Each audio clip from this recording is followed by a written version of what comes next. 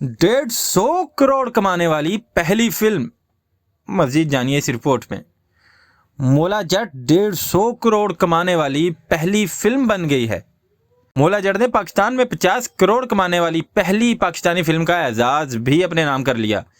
The legend of مولا جٹ پاکستان کی اب تک کی سب سے بڑی اور کامیاب فلم کا اعزاز حاصل کر لیا ہے۔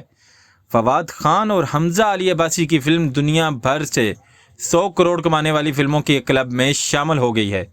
مولا جٹ اب تک کی پاکستان کی مہنگی ترین فلم بھی ہے۔ اس سے پہلے پاکستان کی کوئی بھی فلم 100 کروڑ کے کلب میں اپنی انٹری نہیں لے سکی۔ ویکیپیڈیا کے مطابق 2018 میں ریلیز ہونے والی جوانی پھر نہیں یعنی نے پاکستان سمیت دنیا بھر میں 70 کروڑ روپے کا بزنس کیا تھا۔ لندن نہیں جاؤں گا نے 55 کروڑ جبکہ پنجاب نہیں جاؤں گی نے باکس آفس پر 51 کروڑ کا کاروبار کیا تھا۔ علی ظفر کی تیفا ان ٹربل 50 کروڑ کمانے والی پاکستان کی 5ویں کامیاب ترین فلم ہے۔